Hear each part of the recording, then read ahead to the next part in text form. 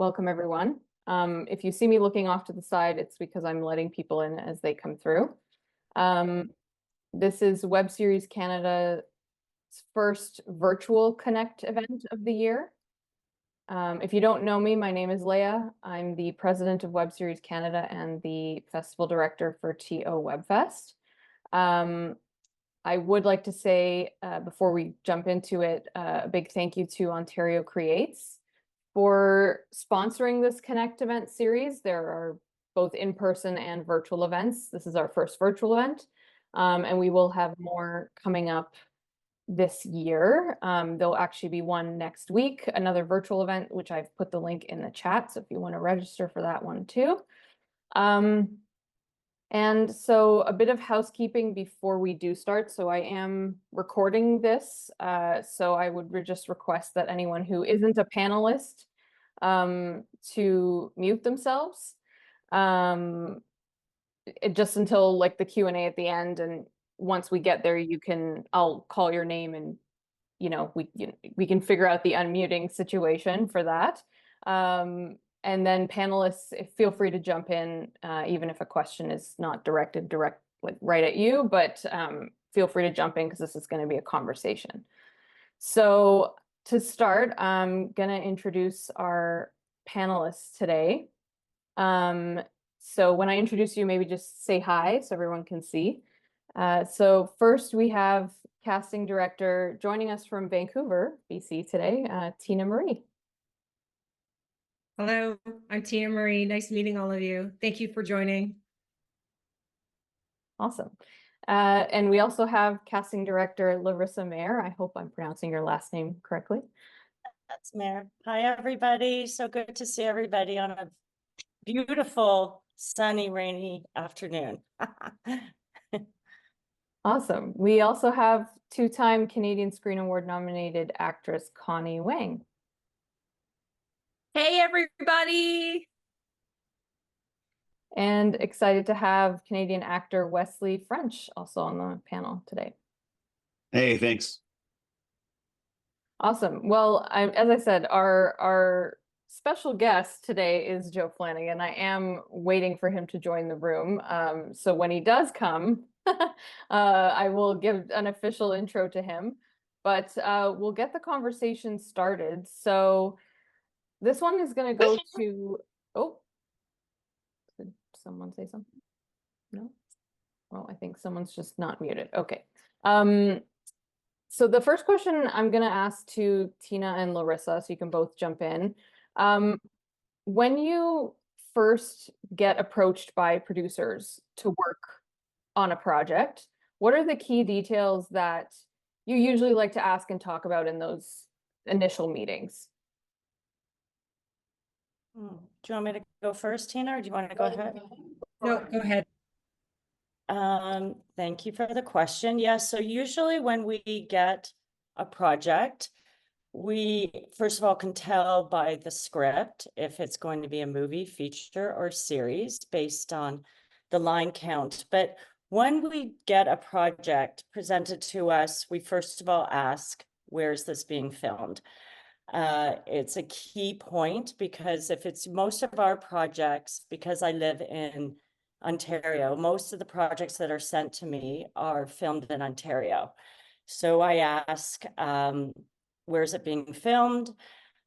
With any of the roles, do you have an American attached? Do you have a Canadian attached? Is anyone attached already to this project? Pending with the project, I always ask, is this based on a true story? Sometimes on the cover page, it doesn't say that. And I ask, what kind of budget do you have? It's never outlined with the budget. So as we know, we're always dealing with various budget levels, whether it's, I would say all the projects I do are ACTRA. So we always ask, what kind in the IPA? Is it a TIP project? Is it CPIP? Is it full ACTRA? Do you have breakage for your leads? If it's a feature film, I ask, is this going to have a theatrical release? I think that's really important to outline because everybody wants to be in a feature film and for it to have a theatrical release. which is so exciting. And then if it's a television series, I ask how many episodes, is it 30 minutes? Is it an hour? And depending on the roles, which roles are under option, which means, you know, for any actor being under an option means they're usually under a 3-year option. So it's a pretty sweet gig. And so when we get the projects, we actually, everyone's busy, so we have to outline all of those questions. And then our job is to read the script, go through the characters, and then we dive into the character descriptions. So those are some of the questions. I do also ask, every script and every show is case by case, but we also ask about any additional special skills that might be required, and also dialects. A lot of their shows are American production companies, so we do have to ask, you know, case by case with the show, do you have to have an American dialect? What are you looking for? So there are a lot of questions we have to ask before the project can be distributed out to the various platforms. I hope that answered a little bit. Definitely did. Tina, did you want to talk about? Larissa, that was amazing. Basically answered everything. The only thing I'm going to touch on is because I work on all indie productions, the budgets aren't always that big. So I always ask, you know, if there's anybody attached already, if they have anyone in mind, and that kind of gives me an idea of what their expectations are in terms of actor and budget, because sometimes they might not be able to get that actor depending on the budget. So for me, that's a big one. And so we have to have that conversation and see what how realistic things are in terms of that. For sure. Yeah, I want to touch on expectations too. That word is beautiful, because sometimes we're going to be putting out a movie in a couple of days, and you know, it's a great project, but they were like, we would love to have, you know, this movie star attached. And I'm like, oh, well, what kind of budget do you have for your lead? And they're like, oh, we have X amount. I'm like, well, their last project, they were paid 25 million for their feature, and I don't think you have that. So can we manage some expectations? They're like, think big. And I'm like, of course, I always think big, but we have to have some expectations. And that's actually sometimes a difficult conversation to have. It's a bit of a delicate dance, but we have to have those. For sure. Anything that Wesley and Connie, if you want to jump in, feel free. But so this was kind of for everybody, so all 4 of you to answer. So what are the factors that make it clear to you that a project is right for you? And kind of on the other side is, what are some reasons that you would maybe turn down a job if it's not right for you? And if you have a story to share, so you can go one at a time, anyone who wants to jump in first. I guess I'll jump in first. So a lot of times if I have to say no to a project, that's just because of time. You know, if I don't think I can commit fully to the project, then I'm not the right person for that production. That just depends on what I'm doing at that time. And sorry, what was the first question? Just if it's right for right. you, or why you would turn down a job. Yeah.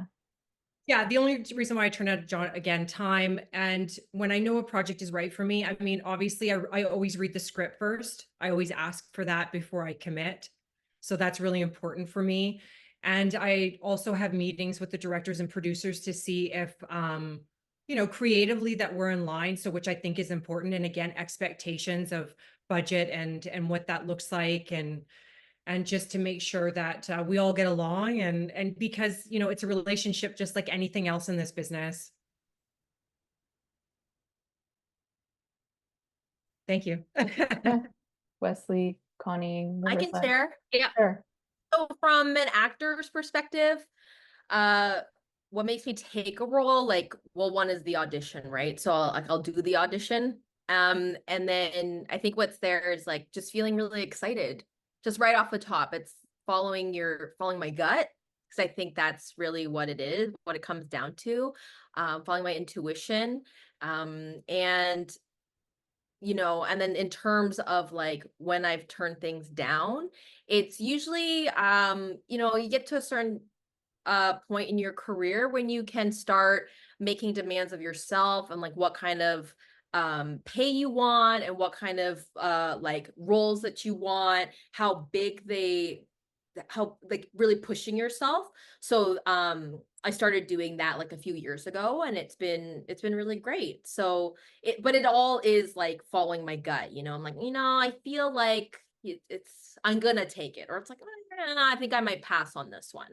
And it's never failed.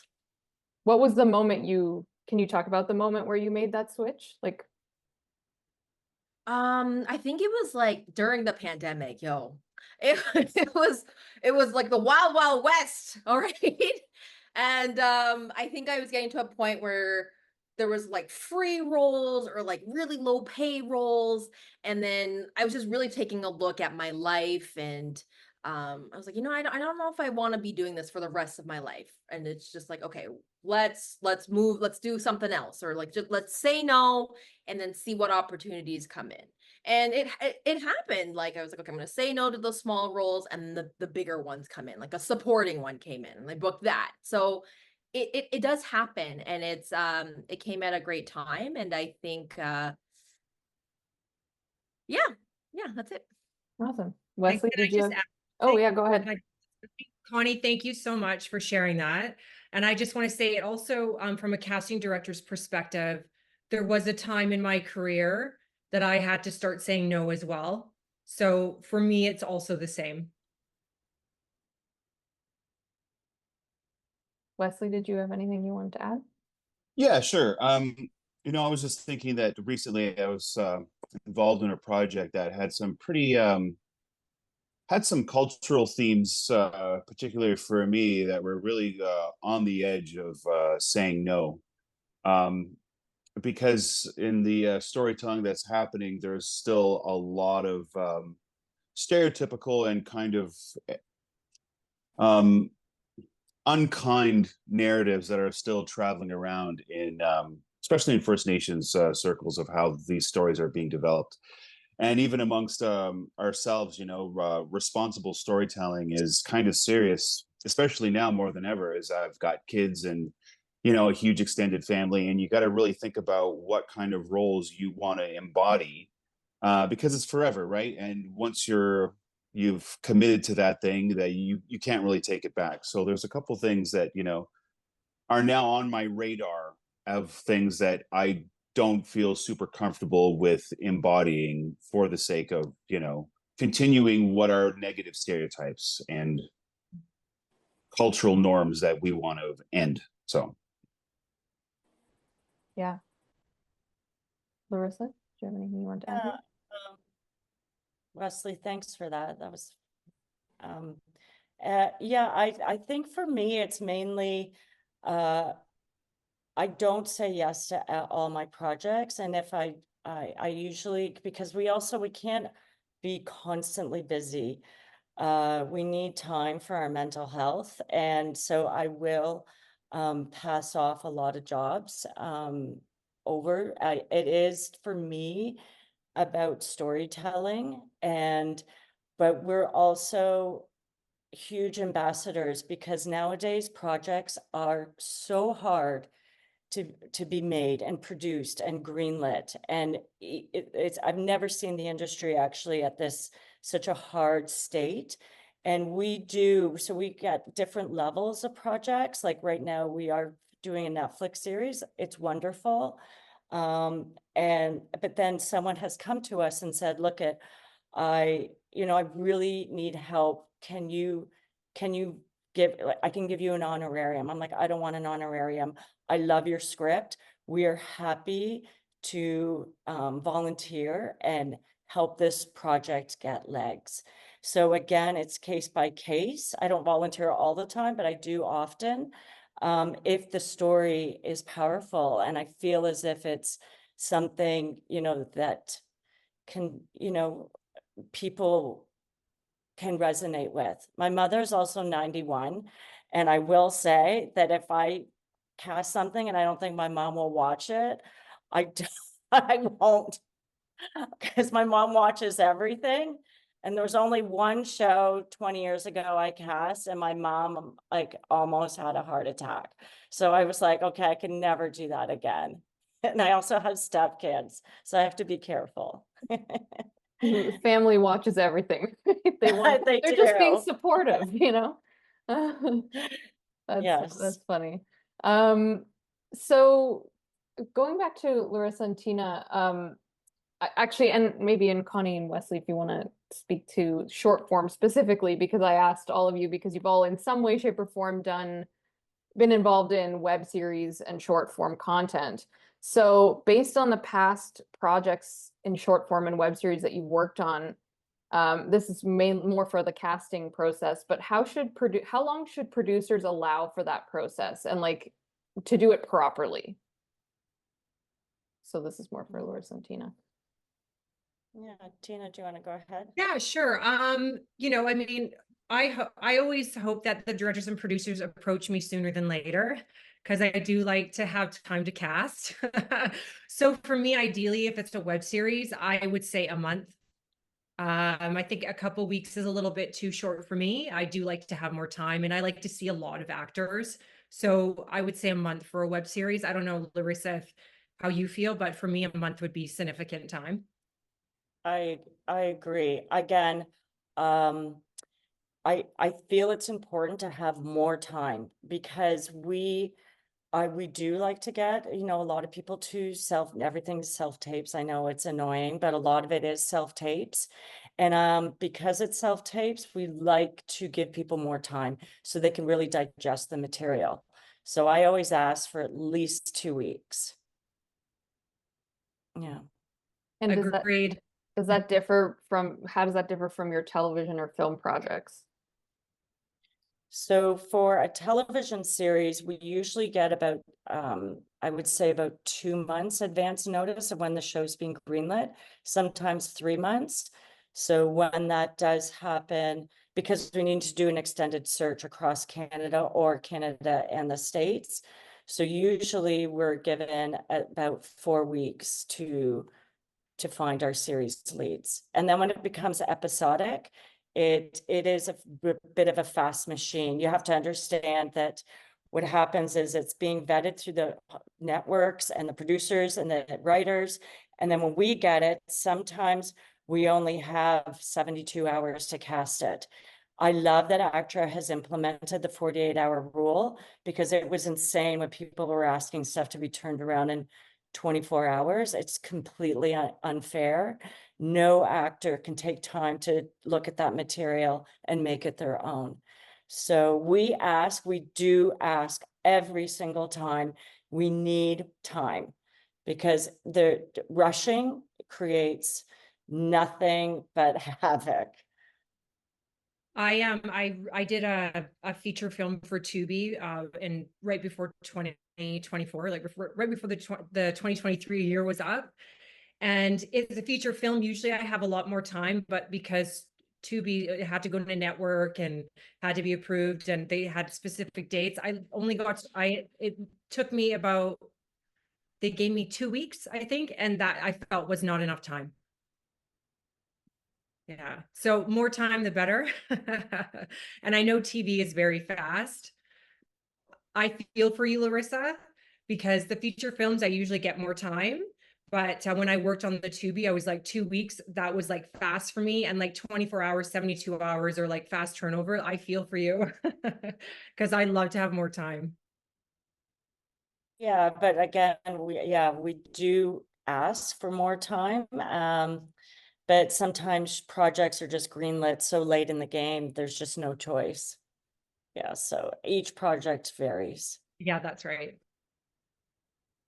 And Connie and Wesley, I don't know if you have anything to add about your experience with casting times in short form versus television or film. I can speak on just the audition process in general, because it's like, yeah, I'm really glad that we have more time now as actors too, because you can feel it, right? We're the last ones to get the sides and then you get like 10 pages due for the next day, 11 a.m. You're like, what? I gotta eat dinner. What's happening? It's so stressful. And then it's just, but that was like pre whenever the time restriction was put in. So it's, but yeah, we get like the end of it, right, as actors. So you can definitely feel when a project is rushed or when a role is rushed. And then you do what you got to do. But it's definitely great when you got like, 2+ days to learn your lines and make your choices. Yeah, that seems reasonable. Yes. 2 days is reasonable. Yeah. Wesley, did you want to add anything? No, what Connie said was great. That was exactly it. To learn what actually casting goes through is actually quite informative. It's nice to hear that other side of it because we're the last to know. So that's nice to hear. Yes, we're on your side, actors. We want you to have as much time as possible. It makes sense, but you never hear that, right? So it's Yeah, just we don't nice. think it's fair either, right? And for us, it's hard as well. Not just for actors, for casting, it's also very tough. Yeah. And I will mention too, with the audition material, sometimes you will get the sides, and sometimes there's an NDA, so they don't want to give away the story. So we sometimes have to do fake sides. There's sometimes that's the case. So sometimes you're reading the script and you're like, I don't understand this character. You have every right to ask sometimes, but they don't want to give away a storyline. Like they're just so terrified to give away any sort of storyline. But that's a very rare occurrence. But when you do get the audition material, it usually is being vetted through, through an approval process, through the writers, sometimes the writers, but the director, the producer, and the network before it's sent out to the actors. And we also understand you can't have more than 8 pages. We appreciate that. I think usually they can tell sometimes within the first scene, how they feel about you. So kind of sticking to this whole, talking about the casting process, can you share an experience you had where the casting process was either like unexpectedly smooth or expectedly challenging? And you don't have to name the project necessarily, but if you can kind of talk about what that was like and, maybe some things that could have been done differently. I'm going to jump in here and I'm going to say that no project I've ever done has gone unexpectedly smooth. I don't know if Larissa would agree, but there is always something that comes up, when you think, oh, this is going to be great. It's good. This is going to be, easier than my last one or whatever. And it never is. There's always a challenge or challenges. There's always things that come up, and especially with indies, especially with features. And, it's a learning process every single time. And it can be from like an actor that's sick last minute and can't make it. I've dealt with that. Or an actor that's backed out last minute, or the director and producer just are not happy with who they're seeing, and we only have so much more time, and then we have to do like a rush casting, or I have to go on my own search, or whatever it is. I don't think I can ever say a project has gone unexpectedly smooth. Larissa. I agree. Sometimes when I meet people that are not in the industry, they're like, oh my God, you're a casting director. That's so cool. It must be like so glamorous. I'm like, are you crazy? It is like I say, our job is like always being on a little bit of a roller coaster. I will say that, I need to make sure that I work with people that we're really enjoying ourselves. Otherwise, it's just not worth it. I will delegate and ask numerous questions in advance, which I'm sure they think I'm so annoying, but I need to make sure that the process for all parties is smooth. I do feel like casting, I call ourselves therapists. We're in the middle of every single party. So we're just like doing our best as casting. I call myself the therapist to make sure every department, because I literally right now, I'm having a network call. I have an agent calling. We're doing negotiations. We're doing this, we're doing that. So each project has its different challenges, but it's really important we enjoy the challenge. It took me a long time to figure out nothing is easy in this industry. Nothing's easy in any industry, but it's trying to navigate the crazy and the calm and just trying to find this big picture and know we're just trying to find the missing person for this beautiful puzzle. And it will happen, and we might have to go crazy and go and eat chips and go for a walk and do whatever we need to do to find our calm. But there are some crazy things. I will say the only thing is that now that we're getting self-tapes, we do get a lot of people to tape, and sometimes they keep saying, well, let's see more, let's see more. I will say a couple of months ago, I had to see over 200 people for one role, and they just kept saying, let's see more, let's see more. And they ended up hiring the first person we presented. So that was a very rare, and that was very frustrating. I felt as if I wasn't sure if I was wasting people's time, or I don't know. That was the only thing that to me was a little frustrating, because the art of self-taping, they just feel like everyone can just do it so easily, and it's not that easy. Larissa, I actually just went through the same thing, and I was seeing 4 characters, and I'm not even going to tell you how many people I had to see because your jaw would drop.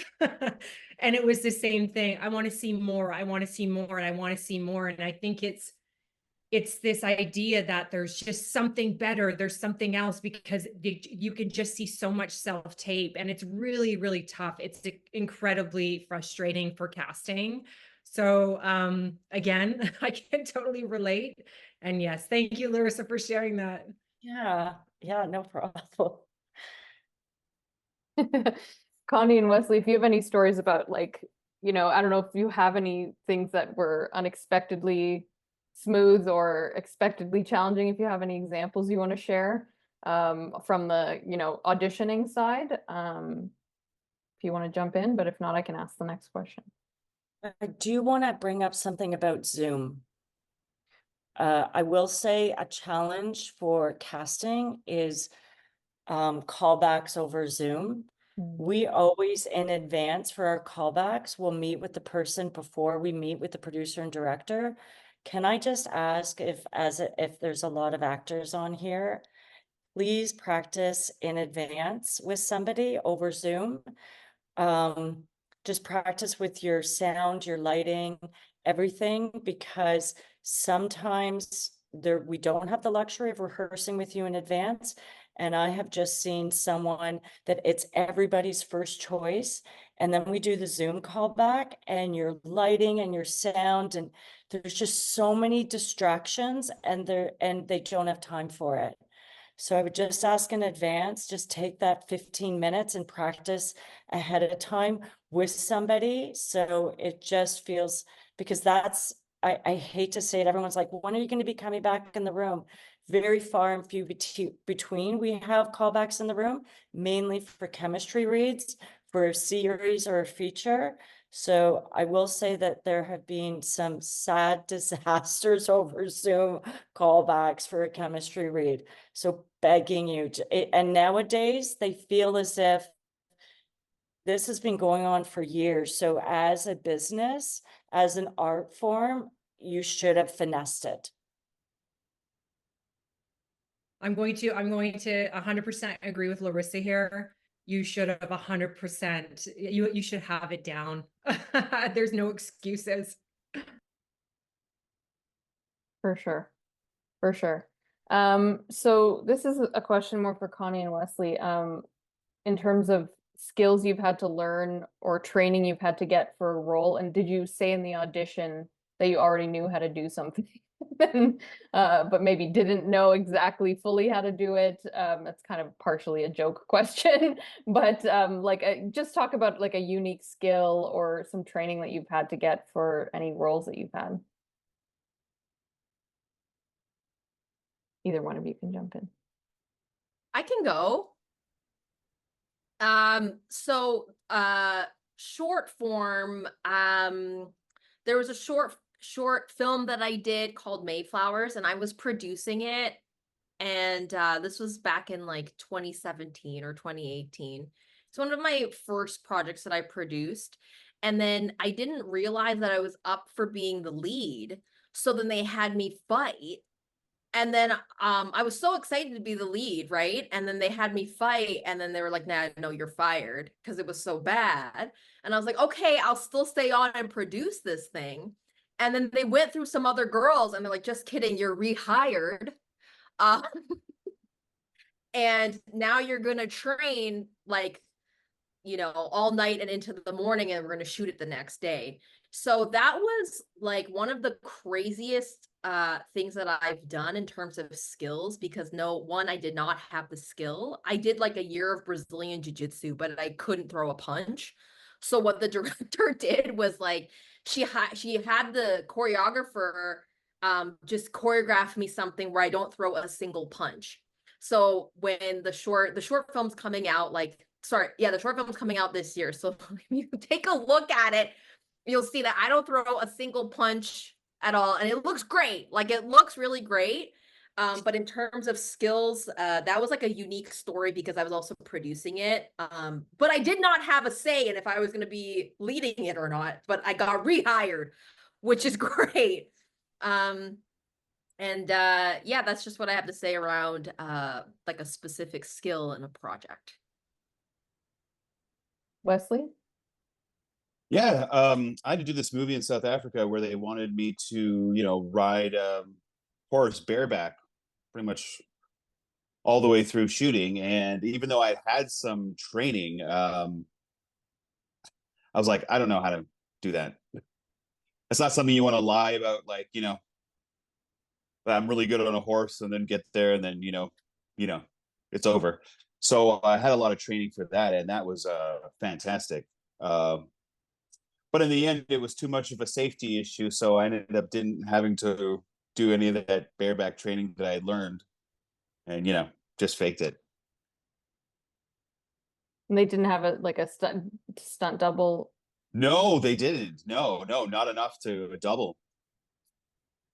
Well, they couldn't find anyone my height to double properly, so I did all the stuff in the movie, which was pushing the insurance levels of what they were allowed to do and whatever. But I mean, at that point, I was in pretty safe hands with the trainer, the lady that was training me. She was fantastic. So yeah. Awesome. Good.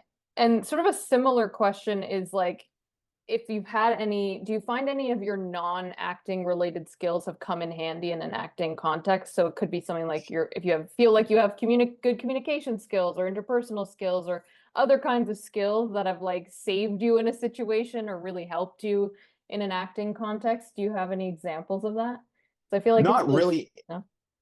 Yeah, I haven't had a special skill that like came in handy at the time that wasn't already like I'd known about beforehand.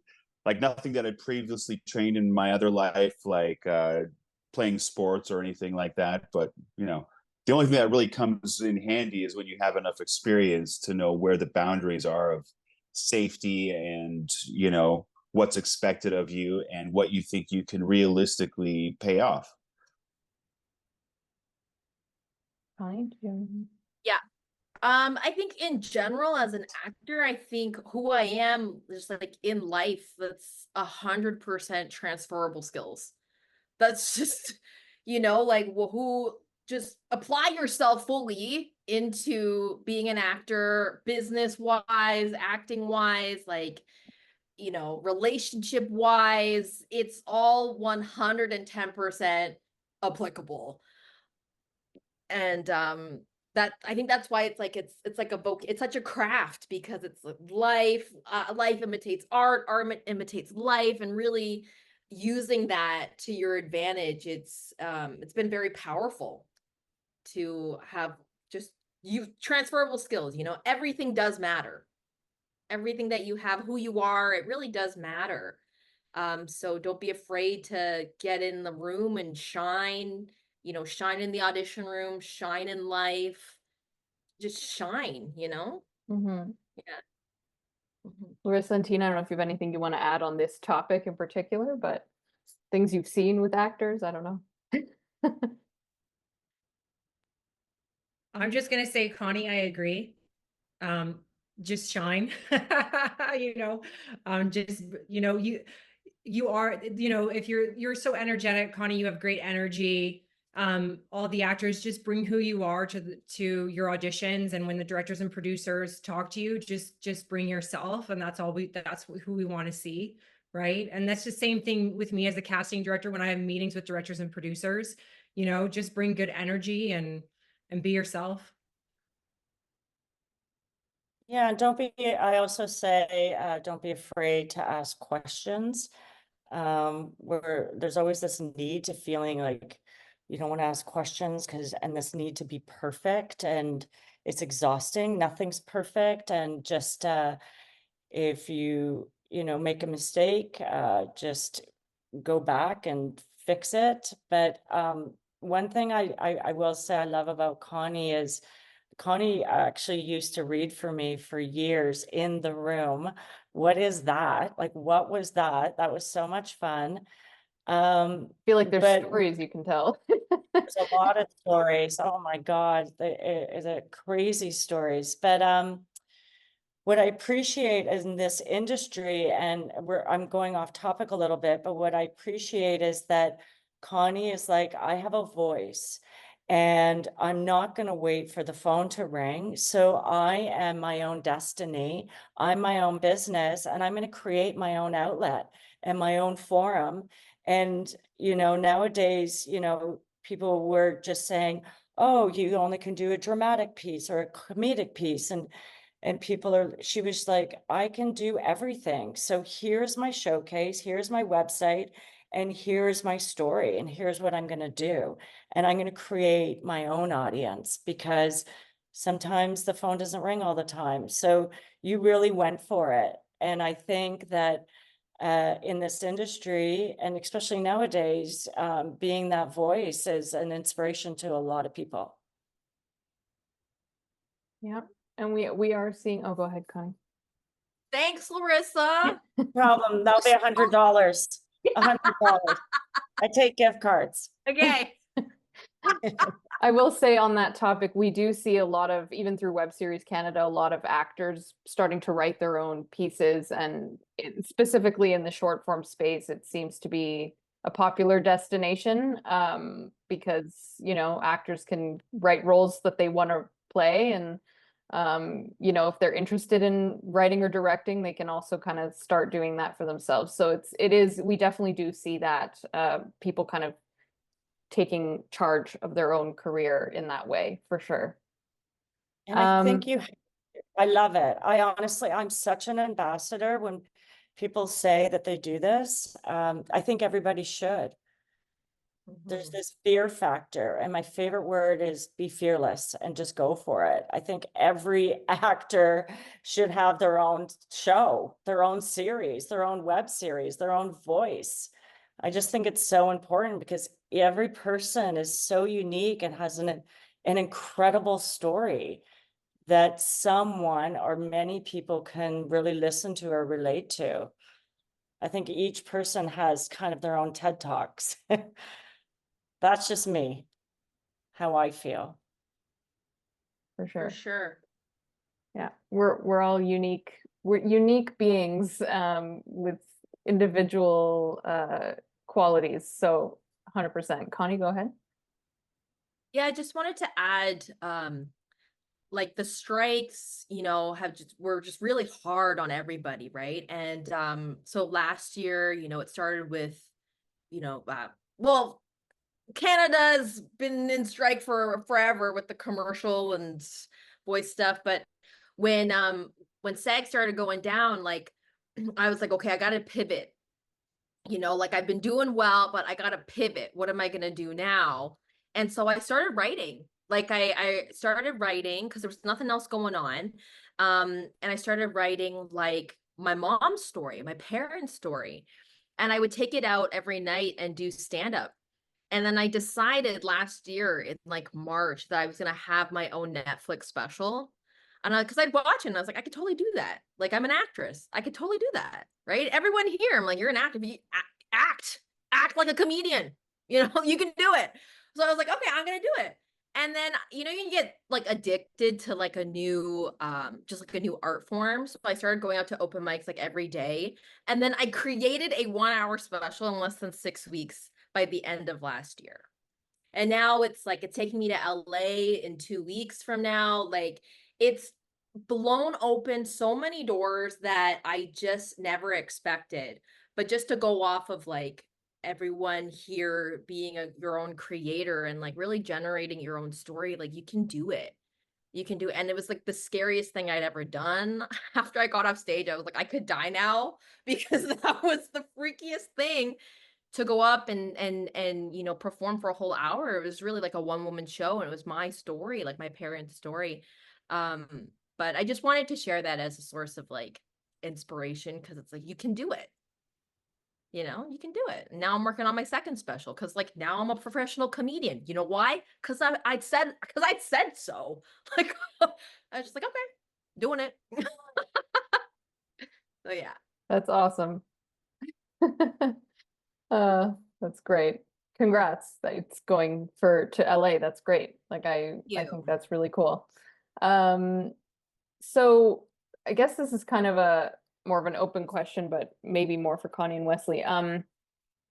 Using like a series or a project as an example, can you talk about the process of on-screen chemistry with your fellow actors? And like, was it natural off the bat? Were there certain actors that you just like clicked with? Just to give like a story or an example of that would be great. Yeah, sure. Actually, most of the time, you know, just sitting, getting ready and prep, going through hair and makeup is the time that you kind of get to know that those other people pretty quickly. And I find most of the time the conversation is great, easygoing, and that way, you know, when you connect with people earlier on, it makes all that process in camera, you know, a lot easier to deal with, especially if someone makes a mistake or there's technical issues and like, you know, things that get difficult can be frustrating and you want to keep that good energy. I just did this movie where the lady and we like, I don't know who did it first, but she was like, we got along so well. I couldn't even, it's like we were friends for years, but I'd only known her for like a few days and really only in person for a few hours. But we started carrying on as if like this was like a friendship of like 10 years or more. And I can't wait for it to come out in Christmas. And I just, yeah, looking forward to it. Does that kind of thing happen often for you, or is it like a rare where that kind of I situation? mean, usually it's pretty affable with me. I like to talk a lot. So people really have no choice around me. But that said, though, she sent the same energy back. And, you know, like, yeah, both of us couldn't shut up. And it was fantastic. Honestly, yeah. What's the Cool. project, Wesley, so we can see the camera? It's Meet Me Next Christmas with DeVale Ellis and oh, sorry, I'm Well, that's sketching okay. out on her name here. But it's like a Christmas movie for Netflix, directed by Rusty Cundiff, who did all the Chappelle Show episodes. Nice. So, and even to work with him too, I was like totally blown away. I was like, what? Because I was a big fan of Chappelle Show, so like I was already like super hyped up just to be there. That's awesome. Well, we'll definitely all have to check it out. Now I really want to see this chemistry. The whole movie actually with Pentatonics is in there too. They play themselves and they are way funnier than what I thought. Like they made fun of themselves. Like I can't wait to see them. Actually, they're gonna nail it. Cool. Connie, did you have a story you wanted to share? Yeah, I think it's with on-screen chemistry, right? That was the question. Yeah. I think it's just going in already, like we're gonna be great. Like going in already, like I intentionally like, okay, when I go in, I'm already like I see them as family or I see them as close friends. So that's what I bring. So then they usually show up like that. And then when you do run into someone, you know, everyone's human, so people are gonna have their off days. So it's, you know, you get really good trusting your intuition at clocking if someone's off, you know, or if they're tired. It's like, hey, like, do you want to talk about it or not? You know, it's just really being able to have that that already going in with that we're already intimate, like we already know each other. And I think I mean, that's what the work we're in, right? Is being human beings. So it's like go in already, like relating to that person as a human being, and that just makes your on-screen chemistry so much better because you're there already. Do you have an That's example of one that stood out, like a chemistry, like it's like unforgettable for you in terms of the experience of the chemistry? Yeah, I think I did a Christmas movie like 2 years ago, and there was, you know, American people in and then Canadians in, so it's a different dynamic culturally as well. And I think it was, and I could see what was going on. So then it's really one, being observant, and then two, it's like, where can I make a difference? Where can I actually like, yeah, make a difference and contribute to someone and make someone's day? Like, that's really what it was like. And you can really, like, as one person, you can really shift the whole room once you clock it. Once you notice it, you can literally set forth like, this is my intention for the day. I'm just gonna shift this, and then it happens. Yeah, for sure. And there's something I learned, I'll just share, called exchange and abundance. And so like it's always finding ways to do more for someone if you can, you know, even if it is just like saying something more than you would, like a compliment that you would normally not say, but saying it. So that kind of, as you say, like sort of mindset or attitude towards things is definitely can add to the chemistry for sure. Similar to obviously in the same topic of chemistry, but on the sort of casting side, outside of the chemistry reads, and you can talk about chemistry reads as well, but how easy is it to predict the dynamics between actors and cast them accordingly? So this question is for Tina Marie and Larissa. Larissa, do you want to go or? Okay. This will be pretty quick. Usually by the time we get to the chemistry reads, we've already narrowed it down to our favorite people. So by that time, I mean, it's a lot less people, so it's much easier in that aspect. But it's for usually the chemistries that I've been in, it's very easy to tell who's going to work best with who. The energy just never lies. Right? I mean, there could be maybe a close two, but honestly, you pretty much know right away. And that's, you know, it just is what it is. And, and it's just all about the energy, honestly. And I don't have anything else to say about it because that's just how it is. Larissa? Yeah, it's the exact same. Yeah, usually with the chemistry, it's narrowed down to probably 3 per role. And so it's just like the mixing and matching. And I think it's hard as an actor because you're all of a sudden, you've never met a person. And then you're like, we have to do this chemistry read to make sure that you guys work well together, that the chemistry happens and we can feel it. And you've just met each other and you're like, oh, hi, I'm reading for the lead. So am I. Okay, nice to meet you. Okay, let's make out. And so it's just, yeah, but you can tell, you know, and about how you can adapt to the other person. I think adapting, listening, reacting, all those variables to feel like, do you look like you could be best friends or part of a married couple or something, you know? Yeah, but you can certainly tell it, like you can feel that magic in the room of, you know, so that's something that's very special when it finally does happen, because it takes months of work to finally get those pieces together, and then you see it and you're like, oh my God, that's it. Yes. Do you have any good stories or examples you'd be willing to share of like a moment where you were like, oh my God, and maybe for a project that's out already?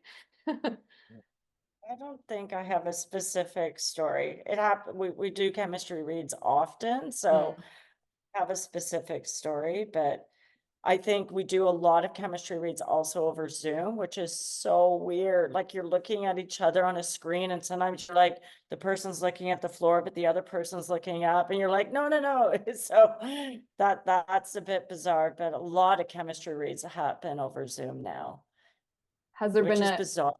do you Works. and Tina Marie, do you find it Sorry. like there's a big difference like in the sort of end result with the Zoom versus the in-person? Like obviously in-person's better, but does it still sort of work over Zoom? I think the outcome would be the same. Like, yeah, I don't think I mean, it's better in person, obviously, and it's much more fun in person. And, you know, you can really feel the energy more in person, but even on Zoom, you can tell. Hmm. Things just read, they translate, whether it's virtual. Oh yeah, or 100%, real. 100%. Yeah. Yeah. So, what tips, this is another question for Larissa and Tina. What tips you have for actors to build strong relationships with you and casting directors in general? Larissa, do you want to take this one first? Sure. I mean, I think, there's a lot of ways I could answer this. If you haven't, read for my company, sometimes, and, if you have an agent or don't have an agent, I think if you have an agent, go through your agent and let the agent speak on your behalf and just say, I'm sending, they have a current demo, or they have an upcoming commercial or movie or theater show that they would like for you to, watch their new demo reel or come and see you in a play. Those kind of things, like being business savvy, I also mentioned that I do have 2 full-time staff. So maybe sending it to all of us at the same time, it just shows the art that you understand who else works for me. There's lots of different avenues to get in the face of a casting director. I always just say, make sure it's business savvy. Meaning when you send a note, if you're sending, your current demo, or you're just giving an update about some project that you're in, keep it positive. Keep it positive, keep it short, keep it business savvy, and don't talk about something that's negative. We all know that there's some negativity and there's some hard avenues going on right now. Or don't start it off by saying you haven't seen me in a while. Keep it positive. Don't make us feel badly, because not every project has your character description. So I think it's important to be networking and bring us up to speed on things, especially if you see that there's projects that we have and it is your character description that fits it perfectly. There's lots of different avenues that are not offensive and that just keep it positive, and that we're happy to read everything that you have to say. There's a lot I could say here about that. Tina, you want to jump in? Yeah, I mean, I think keeping a good relationship with casting, like Larissa made some really, really great points.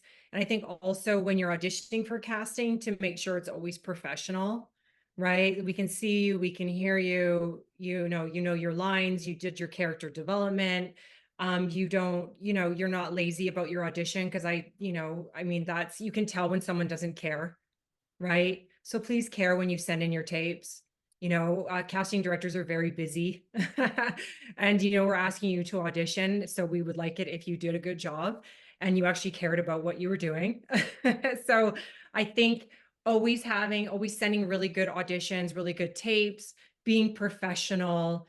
And yeah, and of course, if you're going to send an email, if you don't have an agent and you're going to send an email, make sure it's professional, make sure you have good headshots, you have a good demo, and your resume is on point. And when you do send an email, and in the body of the email, make it short, but also please use spell check and check your grammar, and make sure you know who you're messaging and you have the proper name, right? And all of those things count. So yeah, thank you. And just making it as easy as possible. Every day we get a note, especially Fringe is going on right now. And I love Fringe. It's such a great showcase to see so many familiar faces, but some new talent. And we get emails every day inviting us to the Fringe, and I love going, and we keep going. But make sure, don't just send, don't just send, oh, I have this show. This is like an amazing opportunity to send your photo and resume. And if you don't have a demo, not everyone has a demo. You're trying to create more work for yourself. Just send a current comedic and dramatic self-tape and say, I'm working on my demo, and this is what I have so far. And again, keep it pleasant, business, and professional. Cool. So highlights. I just add, sorry, I just want to Okay. add, Larissa, you're right. Not everybody has a demo, and like just a small little self-tape of maybe you in class that you've done a scene is fine too. Just something so we can see you. For sure. And you know, there's always, I feel like the community in general is always helpful. So even if you don't know maybe how to edit, like I've had actor friends of mine like ask for a favor, like, hey, can you help me edit my demo reel? Like there's always people who I feel like if you know enough people, like someone will be willing to help you. So you can always ask for help. You know, there's lots of creative people in this city and we're across this country. So I feel like you don't know if you don't ask. You know, worst case they say no, but if you don't ask, you won't know, right? So was wondering if Connie and Wesley had anything you wanted to add about like tips for maybe experiences you've had on like how to be professional and like maybe things that you've learned over the years on like how to improve how you go about working with casting directors. Yeah, for sure. I like, once you do start auditioning, right? And you're auditioning for casting directors and bringing you in, do really good work. Like what Tina was saying, like do really good work, do your best and challenge yourself, and like, if the energy's off, like I kind of took a break this year. I was like, I emailed my agents and I was like, I think I just need a break. And then I took a break and then I came back in June.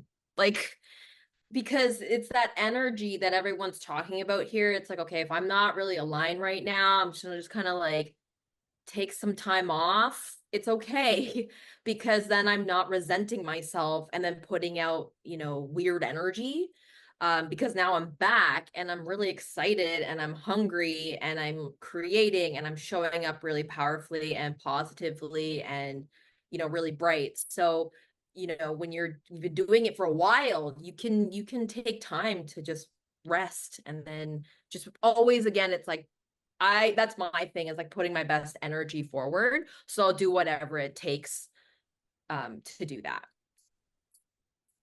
I'll just say on that note, I think there is a misconception in general in society that you have to just be go, go, go, go, go, go, go all the time. And you don't. It's a shift in perspective that is challenging to shift.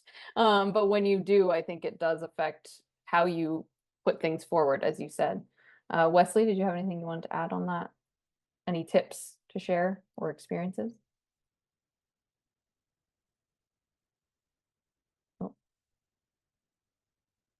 Sorry, I couldn't unmute myself there for a second. All good. No, I think when you build a relationship with a casting director, they've seen you many times, and maybe you haven't been cast, whatever. You keep going back in there, and eventually, I think you do get to this spot of like, it hasn't been right now, but maybe you'll be right in the future. And I think the struggle and actually the just the journey itself. I mean, you learn a lot from not getting the part as you would getting it. So I've run into like a lot of casting directors that have given me a lot of support through the years, and that only came from just constantly like coming into the room, maybe not like doing the best work you could at that very exact moment, but they saw that potential and they still brought you back for the next thing and the next thing, and then one day it lands. So, it's all about just kind of keeping at it and just stick with it. And no one really wants you to fail. They want you to do your best work so that it makes their job easier. So with that understanding and like mindset, you know, like the idea of getting jaded or bitter doesn't happen if you just continue moving forward. That's a great piece of advice. Great. Okay, I'm just looking through my questions here. I think I've covered mostly everything. I just wanted to ask about I wanted to ask about the casting process and working with producers, because I feel like we've spoken a lot about, you know, from the actors side and the casting directors, but just anyone, if you have anything to add about like speaking with and working with producers and directors, like in relation to all of this, any tips or any things you would like to share? I feel like, because there might be some writers and directors and producers on the call right now. I mean, with working with producers and directors, I mean, it's all about communication, and it's our job to listen on, you know, there's lots of variables, but with the producer, it's trying to navigate, you know, what they need. And it's same with the director. Everyone that it's their job to think big, and it's our job to try to navigate what our job is to do. So it's all about communication.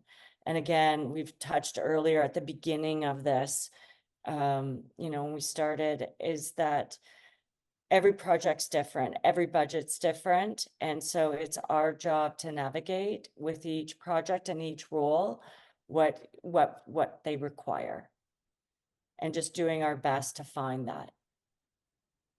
Every project that I get signed on to, that I work on, I always have that conversation with the directors and producers. I always tell them we have to have open communication in order for this to work, because if we don't, we're going to miss things, and I don't want to miss anything, and I only want to do things once. So like, you know what I mean? We're busy. So let's just all, you know, be on the same page, you know, they can text or call me whenever. But we just, we have to have open communication, and no question is a stupid question ever in casting. Cause I want to know what they're thinking and what's happening, because casting needs to know. So it's very important. I sometimes, for directors, it's hard because sometimes with a lot of the projects, like if we do a movie of the week or something, the directors don't sometimes, majority of the time, don't have a say who the two leads are. It's up to the network, you know, usually it's up to the network to decide. And I can understand as a director, they've come on board and they don't have a say sometimes on the number one or number two. It's because they've already been attached prior to them coming on board. But usually it's the one and two and then the rest of the roles, they really get to watch the tapes and have a say.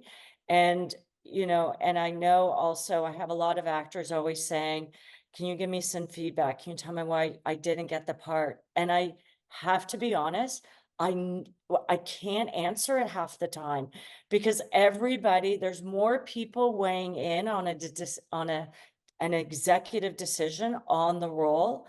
Like there's more people having a say because they want to say, because they have a piece, they want a piece of this puzzle. So there's so many people weighing in that after I look at the email, I'm like, oh my God, I can't even navigate. It's like reading a crossword puzzle cross-eyed and trying to make it make sense. In another language. In another language. Yeah. And then it's just, you know, being a producer, I can't even imagine being a producer.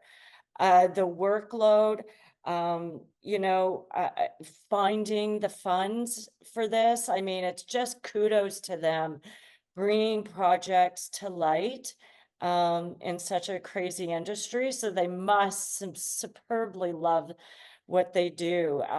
But I just think kudos to any producer finding the budget and making magic happen on that screen. It takes a lot of work that none of us can even be aware of. Mm-hmm.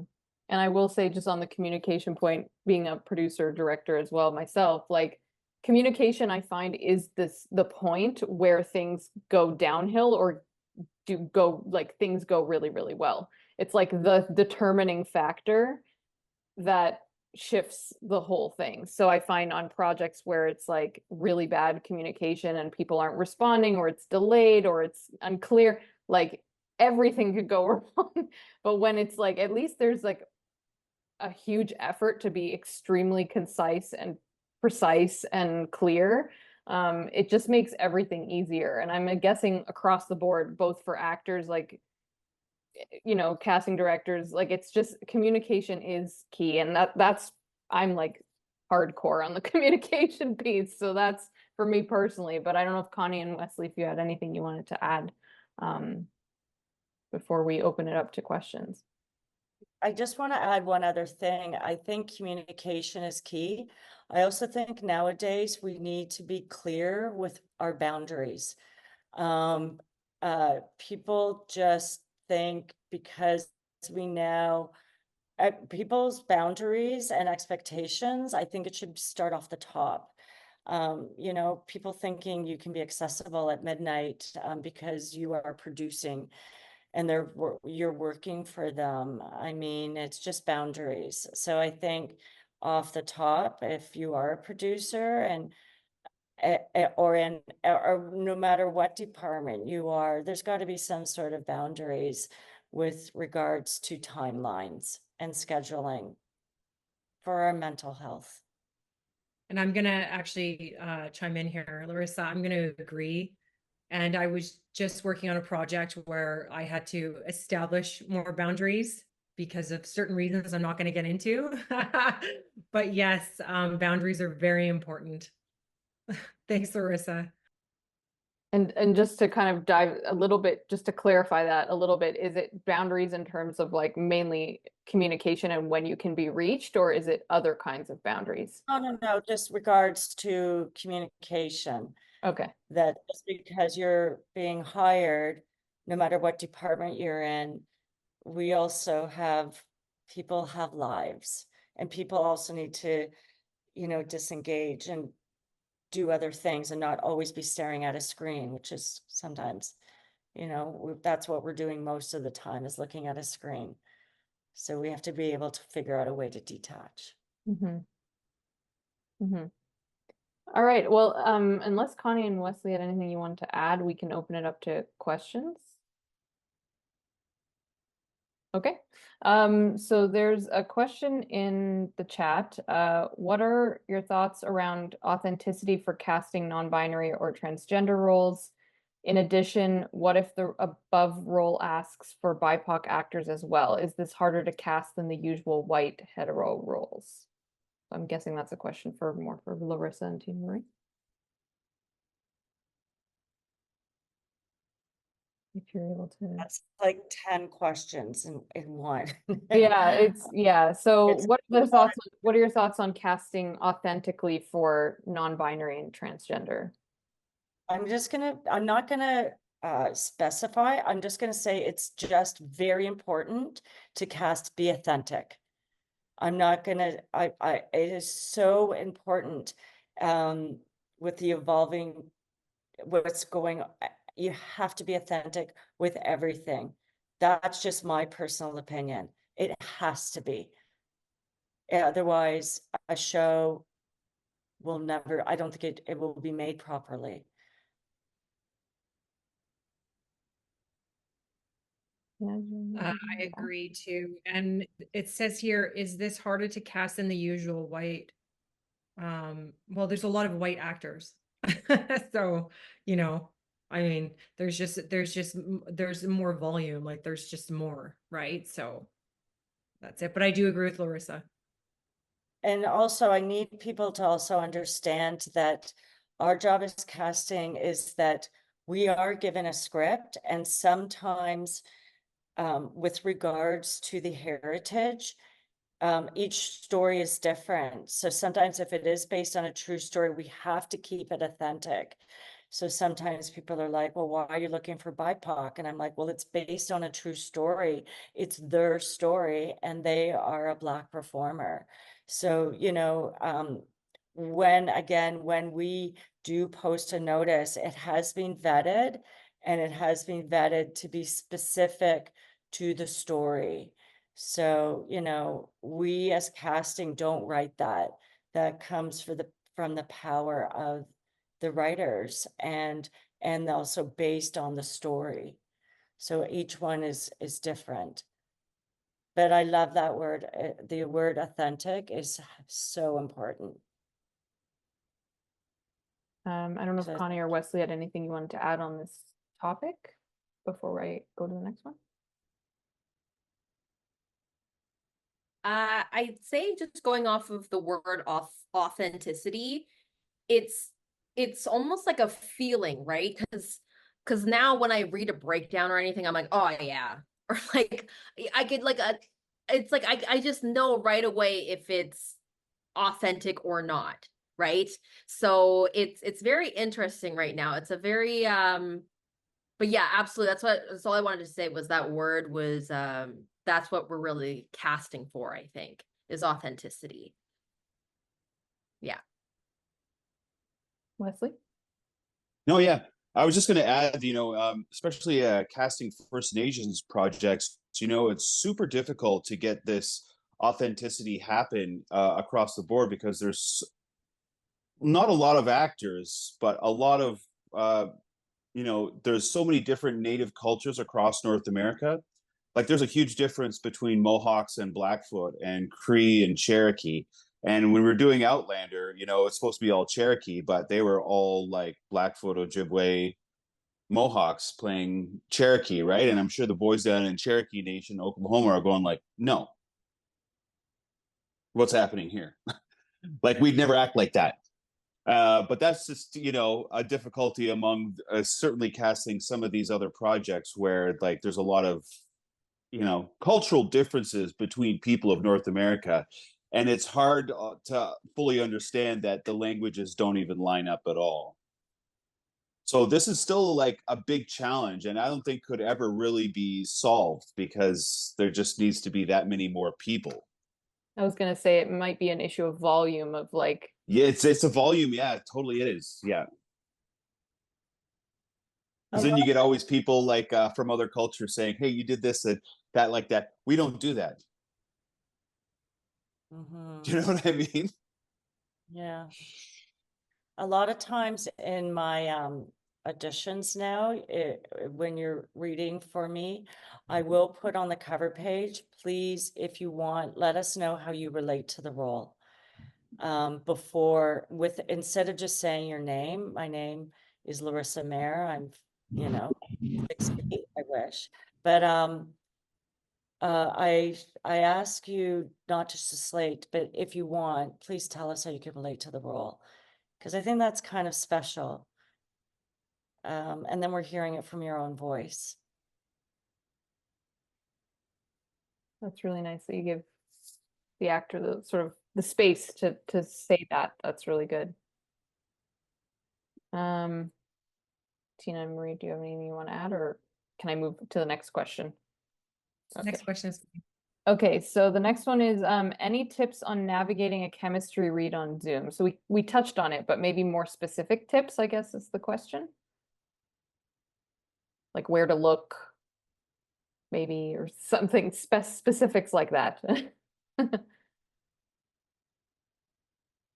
Anyone can jump in. like Larissa had mentioned, to just go through it before you do it, right? Like do a practice run.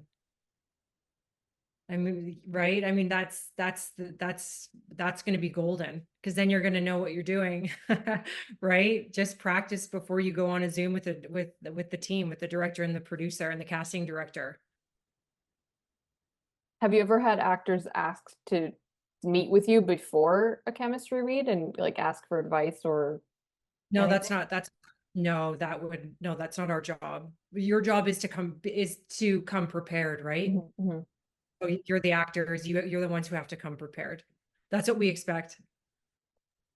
Yeah, but we usually for a callback, we do prep, we do it in advance because there's been so many times where we're spending more time making sure everything is perfect for sound wise. So if it's a chemistry read and finals for a series, we will do it individually and just making sure. But prior to it, I just wish the person did practice ahead of time, because I feel like I'm still spending so many times going over the different levels of sound and lighting that I feel as if I shouldn't be. That's like, I'm too busy, that you should have done that ahead of time. We had to do it last week, and we ended up, like, there was 2 people, even though we did a rehearsal in advance, we ended up having to change it and do it the following day, because they just could not, there was some technical issues. I just feel as if that's your job, is to make sure finesse it's perfect. Like, Yeah, there's and no I don't, excuses. sorry, Larissa, go ahead. No, go ahead. No, I don't do rehearsals, so it's like you have to come prepared. Like, just make sure you have it down, because I don't have that kind of time either. So, you know, as actors, you should just do it beforehand and make sure it's perfect. Yeah. Okay, there's another question here. How do you become a reader for a casting director? I wish, I'm gonna be honest, I used to have readers in my room all the time, but everything is now a self-tape. And if it's a callback, with a chemistry read, you're reading with the other person. Otherwise, I have my readers that have been with me, you know, forever. So, I'm not trying to sound negative or be, I just, it's not what it used to be, where I used to have readers all the time in the room, and I would rotate so I wouldn't burn them out. Because sometimes we do 10 or 12-hour shifts. I'd be like, okay, I need you for 5 hours. I need you for 5 hours. I need you for 2 hours. Being a reader, I don't need it right now. I'm sorry. I know that's very Canadian to say sorry, but it's the truth. So sometimes I need readers, just on Zoom. Not all the time, but sometimes I do. So, but I will usually just put like a call out on my Instagram. So if you guys want to follow me on Instagram, you might have a chance to read on Zoom if you're available. Cool. And I'm guessing it's common with actors to just read with other actors for like tapes and stuff, right? Like you call Yeah. up your actor friends and are like, "Can you read with me, please? I need someone." Yeah. Maybe Connie and Wesley can speak to that a little bit, and we're, you know, calling up actor friends to help you. If you wanted to share anything. Wesley, you go. Oh yeah, well, like my actor friends have, like, the way how it's all kind of migrated, like my actor friends have spread out of the city, and they've moved out of the city and moved to other provinces now. So I'm like, it's harder and harder to get a hold of people. Maybe it's just like you're getting older thing, but people seem to be like spreading out from each other. So I have to go to extra work if I have to call my friend, you know, who's like now living in Nova Scotia, you know, extra time to get these things, you know. Yeah, But that's yeah, if it's possible, definitely take advantage of it, you know. Mhm. There is a service called, I think it's called We Audition. I think it's $10 a month. And there's literally like 55 readers on standby to read with you. So you could do that. You can even apply to be a reader, you know, and then people can book with you. So uh that's been a great resource that came about, I think, during the pandemic. Just like readers from mostly America. Yeah. cool. I just want to highlight too that with casting directors, we do have people that reach out and say, I can't find a reader. I need to see, and I do have my staff, Colleen and Jade, and we've just had the agent reach out and say they can't get a reader, and we're like, no problem, like that, we're happy to help. Don't be afraid to ask. Sometimes we have to say we can't do it, and it's only because something's going on, and it's case by case. I will also say your reader is very lucrative and important to your self-tape. A reader can really make or break your tape, you know, because I hear a lot of times producers say often that they're such a great actor, but they're not actively really listening and reacting, and doesn't feel like the full circle of a beautiful scene, because or also the reader is not very good and they're ruining your tape. So just take the time that whoever is reading with you, just say, look at, like, if I get the part, take it out. Swiss Chalet or so. I know, not just joking, but just say, if I get the part, like, I'll do something, like I'll bake you cookies, just something, because that reader is so important to your tape. And I just want to say, Larissa, thank you so much for mentioning that. I just had a conversation with someone the other night about this, about how important the reader is, and it can really sabotage your audition if your reader is bad. And it's very unfortunate to go through all that work and have a bad reader. And it's like, I can't even send it. Cause sometimes I'm like, I can't even hear the reader, or the reader's just a bad actor, or they're not an actor, or whatever it is. And I'm like, this is not helping you. And it's just, it's not good at all. And so Larissa, thank you so much for mentioning that. It's very beneficial that you get a good reader. Yeah, and also if it's over Zoom, you're by yourself and the other person's also over Zoom, just play it back quickly and making sure that we can hear the reader, because sometimes you do have a reader, but we can't hear them. And I can't send the tape, to be honest, because you're reacting to nothing. So just do yourself a quick favor before you send it back, just so that we can hear it. Just these little things. But sometimes we get these incredible actors, and I'm like, I can't hear it. And so sometimes we can navigate and figure out. Colleen and Jade are so tech savvy. I'm not. My password's dinosaur. And literally dinosaur, if you want to hack into my system, but and they're able to figure out how to increase the volume on that, but that's not my job. That's your job. Yeah, just to go off of that, for sure, like as an actor, like I'll always have an actor read with me, always. And I've done it one time with my fiance. He's in finance, and I was like, that was terrible. Go sit back down. Like, you have not graduated to be a reader for me. And I don't think he ever will, because you get to a certain level and you're like, no, I need someone who is actually gonna like help me in the scene, not pull away, right? Because they pull, like, people who are non-actors reading, like, it sucks. The energy or the tempo's off, like all these things are really important. So I mean, Toronto has like Toronto Self-Tape. You could book coaching with them. They're coaches and they'll read with you, and they're actors as well. Like, I would suggest being with coaches and like other actors who have that sixth sense and they're watching for you, right? Not struggling to read over here. So yeah. They'll notice the nuance more than someone who isn't an actor. Yeah, Yeah, absolutely. But Go just ahead, Lou. remember, like, reach out to the casting director if you can't find somebody, because we also, we don't want you spending lots of money either, if that's the last scenario. And I always say, like, in this industry, we're all here to work together. Like, we asked you to tape because we want you to get the part. So we're here to encourage and support.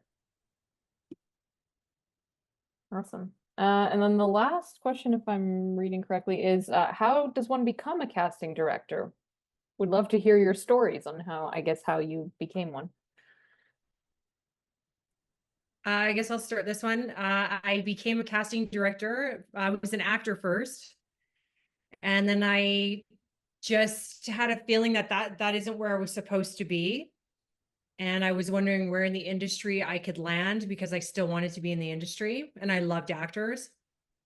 So I woke up one day and said, I want to be a casting director. And then I opened my business. I never worked in a casting office.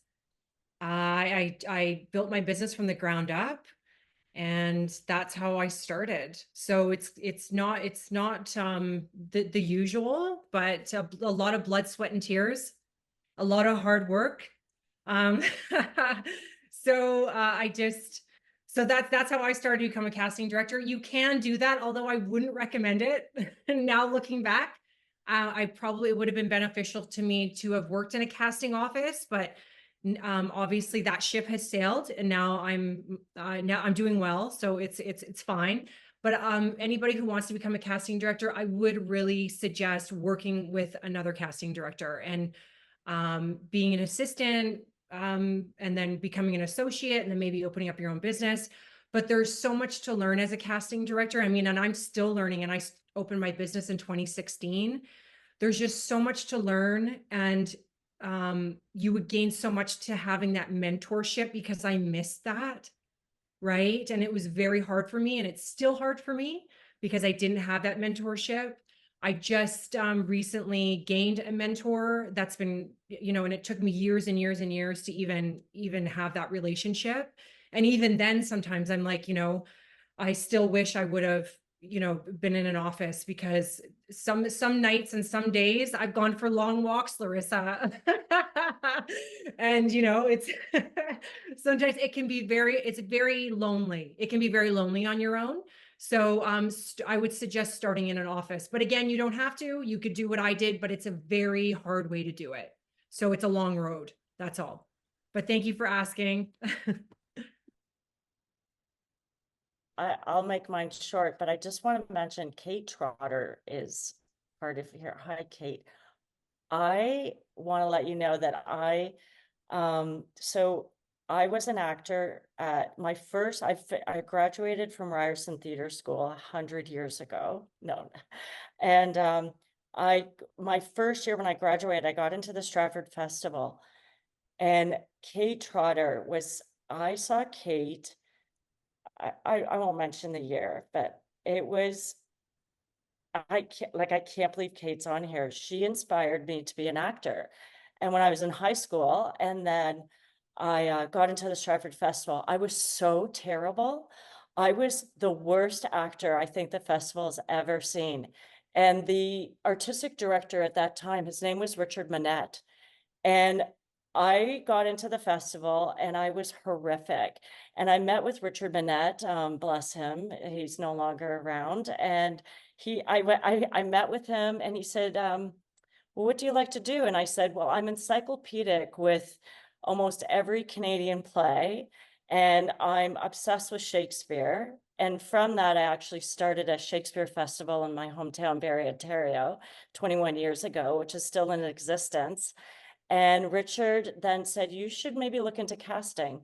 So while I was at Stratford, I drove to work for another casting director, because I also have a degree in music. And so I then at the Stratford Festival I got hired to give people their monologues. So on the side, I was making money, giving people their auditions, finding a Shakespearean piece and a contemporary piece. And then I was casting assistant on the mega musicals. And then from that, I just realized 5 years later, I wanted to be my own business. And so it took a lot of work, but it's 16 years later, and I feel very grateful. But yeah, so I so appreciate when people audition, because what an actor does is so special, because I did it for a year and I was horrible. My nickname was Mess. I was so bad. My nickname was Mess, and they wanted to fire me, but they couldn't. So I'm just being really honest. I so appreciate what all of you do. But I realized I wanted to be a casting director because of the background that I had with theater and plays, and just for loving so much what I do, and being able to work with people and finding that missing person for this insane, crazy, beautiful puzzle. That was a whole roller coaster of a story. Right? That was a long time ago. Long time ago. And just to kind of, aren't any other questions, but I'll just ask Wesley and Connie if you want to share your stories about how you decide to become actors, and maybe if you see, you know, yourselves doing anything else in the future. I mean, I know Connie, you touched on doing writing and comedy specials. But if you want to just each share a little bit, and then we can end it off for today. I'll ask maybe Wesley to go first. Yeah, sure. Yeah, I knew I wanted to be an actor. I mean, it pretty much changed my life when I was in high school. And I also went to Ryerson Theater School right after that period. But the year that I graduated, it was September 11th, 2001, like a couple months later. And then SARS-CoV-1 hit like that following winter. So the whole industry was sort of like flatline for like 5 years. Like there was nothing going on. There certainly wasn't all the things that are happening today. So there's been a huge change. And during that time, I probably should have gone back to school for like English to get a doctorate for writing. And that's what I'm working on right now. Like getting back into writing what I started, like it was one of my first loves. And yeah, acting was always just like something I always wanted to do. Like I love being on set. I don't think there's any place in the world where I'm happier than being on set, you know, working wise. It's I get so happy meeting other actors. I love actors. I love the whole industry. So that's it's never going to be something I'm going to be able to leave. Unfortunately, it is just so grabbing. And just being in places and parts and seeing the world. I think that's also the other benefit. I'm a big traveler, so actually getting the chance to go to other parts of the world for your craft is the thing that kind of keeps me going too, because I've seen things I don't think I ever would have seen without it. Great. Connie? The question was, how did we get started? Yeah, your journey becoming an actor. Yeah, so I went to University of Toronto, did theater there. And then, yeah, I just knew I always wanted to do it. But it took me about like 5 years before I could really, like, I was just going at it and not booking anything, nothing was happening for a good 5 years. So in the meantime, I was just constantly just in classes and doing more improv, anything just to I was just really honing my craft. I think coming out of theater school and just discovering what what type of art I wanted to focus on. And then I started working more in 2018. And then the pandemic happened like a couple years after that. And then so it's just been kind of like it maybe start-stoppy, it kind of feels like, for me at least. And then but I've always felt like I've had this really big voice. And I just wasn't quite sure like where to fit anywhere. So it's been really the journey of like unleashing my authentic voice and applying that everywhere. And I'm now just still seeing the fruits of my labor come through and evolving into now like a comedian, speaker. I'm still like, it's still just developing. It's quite new and young. But that's where my career has led me now. And I also do have a big pandemic project that I had was getting management down in Los Angeles and getting like my O1 visa. So that was also a part of it too, was all like the paperwork that it takes to do that, to expand. So that was a huge learning curve. And now it's, yeah, just doing more comedy and acting. And I too love acting. Like there is nothing like being on set. Yo, there is nothing like it. And for me, it's like the smell of just like the carpentry. I think that's what it is. I'm like, oh, I love it. I'm here. Smells so good to be When you home. hear that gaffer tape, just go, you know? Yeah. Yeah. I love it. I love it too. So yeah, I don't think I'll be stopping either. I'm just hooked. And it's nice to have something that you're really passionate about, that you really love, and you know, it's like a life's purpose. That's a true gift in life, I think, when you have a purpose to serve and a joy to fulfill. Like it's awesome. Well, I Yeah. think that's a beautiful note to end on, unless there are any last minute questions. And I will just say, it was my mistake with Joe for not making it super clear. I thought I did, but I didn't do it clear enough. So this was a mistake on communication part on my end, that it was Eastern, not Pacific time. But I am in contact with him, and I will probably be doing like an Instagram live or something in a bit. So if you are interested in hearing him talk and a conversation, I will try to figure that out, doing it like on socials, so on Web Series Canada socials. So I just wanted to say that, and admitting to my my mishap with that situation. So I apologize for that, but I'm gonna do what I can to make up for it. So unless there's any last words of advice any of the panelists would like to share, we can end it off. Can I just highlight one thing Wesley said that had such an impact on me when he mentioned about the traveling and I think you were highlighting it gave you more of a depth as an actor. I always say one thing I love to expand on is a great actor is a worldly actor.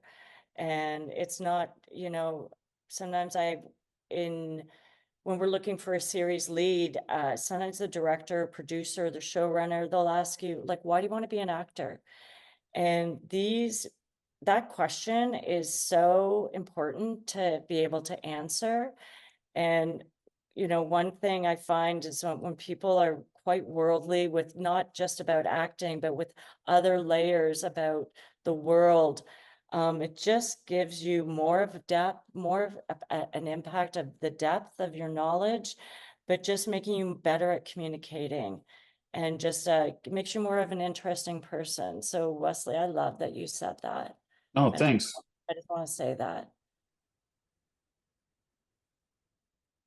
Thanks. I love it. I don't know what to say either about it. Like, I just, I can't get enough of this world, and it's hard not to, want to see it all. So,